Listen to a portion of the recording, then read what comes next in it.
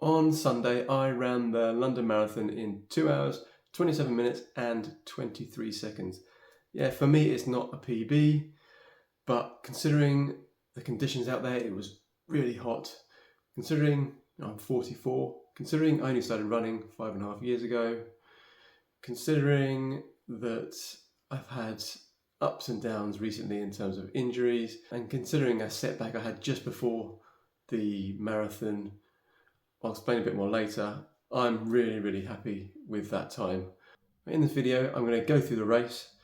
I'll explain a bit about my training to get here, what I've been doing the last few months, and also the one thing that I just almost forgot about, the thing that got me to become a good runner in the first place, and why I forgot to do that recently in the last training block for this marathon, and what I'm changing to get back to become that fast runner again. I know for all you regular viewers of this channel, I know I haven't posted in a while. I've been away for a bit. I'm back. I'm sorry if you missed my videos. I really appreciate it if you have missed my videos. Thanks so much for supporting the channel, supporting me in the marathon. It was incredible. I heard a lot of people shouting my name, which I did not expect as I was running the marathon, so thank you so much. But I'll explain more in a bit why I haven't been active on YouTube. So if this is the first time you've ever seen me and you don't know anything about me, my name's Patrick Martin.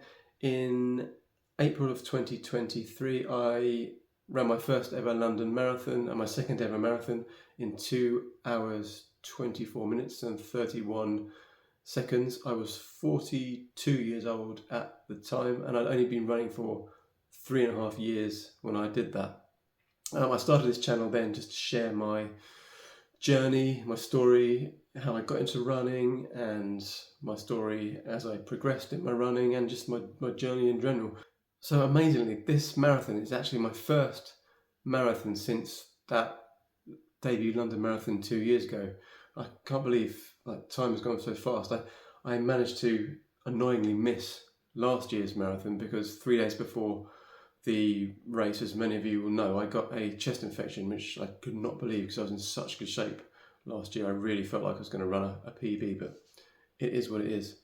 And since that first London Marathon, I really decided that I was going to go for it with the mileage, really just test myself, test my body. You know, I'm 44 now, I was 42 then, and I thought, you know, just it's going to be tough. You're older, you're not 22, but I went for it, and you know, I was running 130-mile weeks consistently, which is a lot of mileage and takes a lot of toll on your body. And yeah, I definitely saw improvements. I definitely saw improvements in my speed and in my fitness, and it's been great. But of course, with that and with my age, I've definitely also suffered some injuries, some ups and downs. I pushed it too hard. I knew I was always pushing the limit, but that was part of what I wanted to do and what I wanted to try. And to be honest, it has worked. And if I hadn't got things like a chest infection last year and things like that, which were, to be honest, nothing to do with the running, it was having kids that bring viruses back in the winter. I think I would have run very fast times last year, but you know, would have, could have, should have, doesn't matter. So the training went really well this year for the London Marathon. I think it's like something like 17 or 18 weeks, consistent running, consistent mileage, felt absolutely great, no illnesses, no injuries, nothing, brilliant. As I started reducing my mileage in the week before London, I woke up one morning and I basically couldn't get out of bed. My hip was so stiff, and this is 5 or 6 days, I think, maybe less, 4 days before the marathon. So this is only last week as I'm talking now. I remember getting to the area where the championship started at London, and I sort of sat down, got myself ready, and then I got up to do like a warm-up run, and I really felt it. I really felt my hip. It was painful. It really wasn't nice. And I thought, oh, what am I going to do? Am I going to run this? And I thought, I'm going to. I'd taken 2 paracetamol tablets with me. Literally, as we were lining up going to the little area where you start, took 2 paracetamol. So this whole beginning to Sunday's race wasn't ideal. So as the race went on, I because I hadn't been thinking much about the strategy for the race, I just went off way too fast.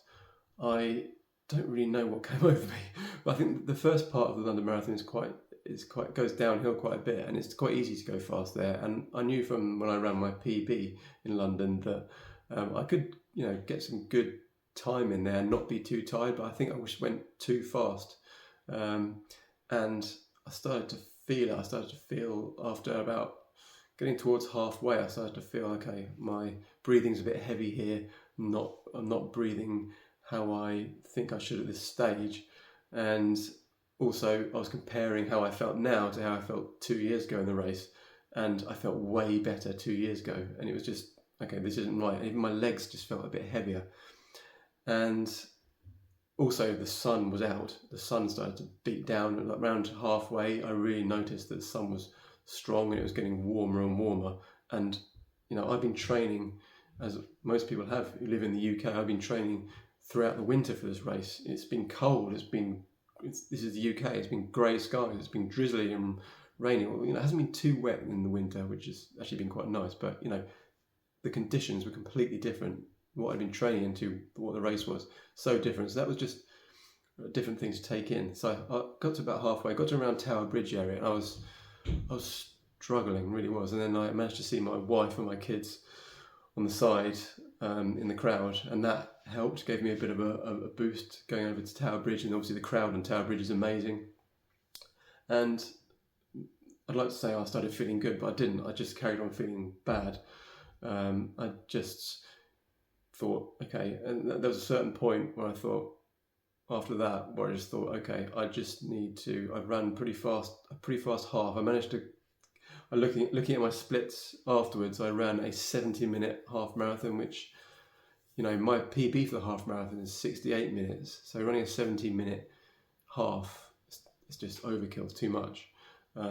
Even on a cool day, it wouldn't have been great. So anyway, got to that point, and I just decided, right, I just want to finish this race. I'll be so happy now if I finish this race after the ups and downs with injuries, after what I thought before this race. If I finish this race, it would be fantastic. So I just dug in and didn't think about my pace too much and went for it. And I kind of had this realization that, it sounds really cheesy, but a marathon is like the icing on the cake after all the training you've done. The marathon is just a celebration of the training and the work you've put in. And just to get over the line and finish a marathon is an unbelievable thing to do. And the timing doesn't really matter. Everyone's in their own little time bracket. People say to me, wow, you're so fast. But then I look at the elite runners and I think, how are they so fast? And other people look at me thinking, how are you so fast? And everyone's in their own bracket doing their own thing, and it's great. And running a marathon is all about just getting over the line and then celebrating afterwards that you've completed it, and celebrating with your family, because it's your family who've been through a lot as well. I know from my perspective, I've been training so much, and it takes away so much of my time with my wife and my kids. My Sunday morning long runs, I really go hard on them and on the distance and on the pace, and then I get home and I'm shattered, and that's me gone for Sundays. Really, I'm ruined, and I can't do anything too too much with my kids and my wife. So that's not great. That's something I want to change, by the way. And as I was getting towards the end, I realised, okay, it's not just me who's struggling here. There was a lot of other runners I know, and I've seen from other YouTube runners actually, who were struggling with, getting with their times and getting to the end. And it was just the weather was just not ideal for running fast times or PBs. So I made it, got across the line, so relieved, never been happy to finish a race. That was the hardest race I've done, probably one of the hardest things I've ever done in my life. I felt absolutely awful though when I finished. I've never felt that bad after a race, really did. I could barely walk. Got to meet my wife. My mum and dad were there as well, which was amazing. My kids were there. It was brilliant. My mum was worrying about me as she does, like thinking I'm going to have a heart attack or something. I think she thinks that every race I enter is the risk of having a heart attack, and there's nothing to joke about. Of course it's possible, but your mum's your mum. And I finished, and I couldn't wait to get home. So I was like, right, let's just get to the train station. I just want to get on the train and go. Bad idea. Got to Waterloo train station in London, sat down there with my wife, and my wife said, "Are you okay?" And I was like, "Yeah, fine." And I just passed out, like slumped forward in the chair, and they had to like put me onto the ground. I was lying in Waterloo station on the floor, and then I had to be wheelchaired to the train. Oh my god, yeah, not a great thing to do, and it was stupid in the hot weather to go straight from the race to the station and go through the underground and everything. 'Cause it's so hot, there wasn't much air in there. I just lay down on the train on the way back. I was fine after that. I recovered, got home, rested, ate, and I was fine. But yeah, just a different experience from anything I've experienced before. I realised I really pushed myself to get the race done and get it finished in those conditions. Right, so here's the bit where I get honest about my training and what I forgot actually made me a good runner in the first place. I just, in this training block, I became a little bit obsessed. I became obsessed with running a fast time at the marathon. I became obsessed with consistently getting out every day, running lots of mileage, running lots of fast mileage, getting my long runs in, getting a good workout in, looking at my stats, all of this, and it became all consuming. Everything in my life for like 3 months became about this goal. I think it's because I missed London Marathon last year, and I knew I was really fit then, and I wanted to make up for it this year by being ultra fit, and everything had to be optimized around the marathon, even everything I ate, and I almost became intolerable. And you know what the problem is that created? I started to hate running.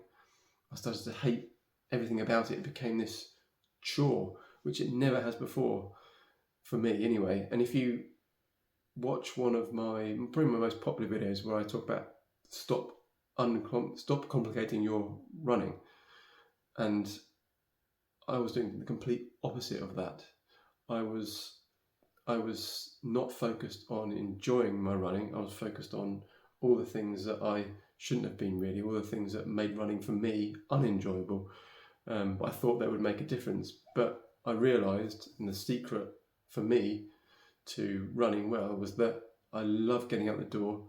I never used to care about the pace I ran. I never used to care about the times. I never used to care about doing workouts. I didn't do workouts. I pretty much ran my first ever marathon, which I ran in 2:28, without doing any real workouts beforehand. London Marathon, I did like a handful of 4 or 5 actual what you call workouts before. I just used to go out and run and enjoy it. And I was consistent because I enjoyed it and because I did whatever I wanted. If I wanted to go on this kind of run today, I would do it. If I wanted to go on that kind of run, I'd do it. There was never a rigid structure to it.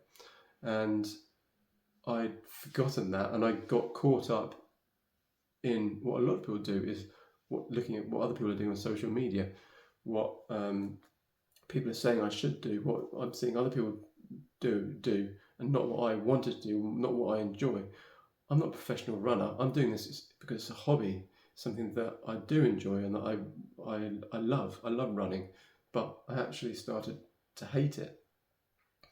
And that's one of the reasons why I stopped doing the YouTube videos, because my relationship with running just became like, oh, I don't want to think about it anymore. Like, I'm thinking about it so much, like trying to optimize my running and my training, that I don't want to do a video about it. I fell out of love with running.